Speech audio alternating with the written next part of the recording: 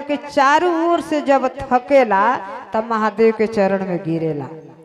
ऐसे कि सारा इन्हीं के जड़ से कहानी होला, दुख सुख सब कुछ बा। और यही के हरिनारायण कहने कि आई भाई बहन पूजा बहुत कुछ कैल गए, सदियों से पूजा कैल गए, भगवान के पूजा कैनी, वही भगवान के गुरु बनाई। और गुरु बनावला से का फायदा हुई? गुरु ज्ञान दाता है।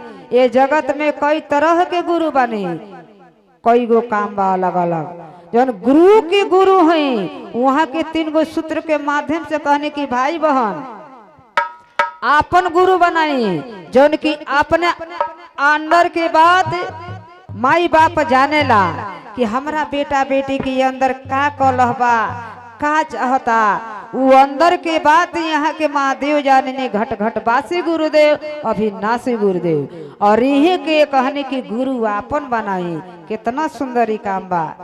ऐसे हम कहे कि 3 गो सूत्र के माध्यम से गुरु बने, जब बना ले बने 3 करा पर विश्वास करे, विश्वास रही, मन टिकल रही तो सब कुछ मिली। आ मन जब भटके लगी तब दिशा दूसर पकड़ाए लगे। आए हम तीजा मालती गुरबान के चाहब के मंच पर आवे के प्रयास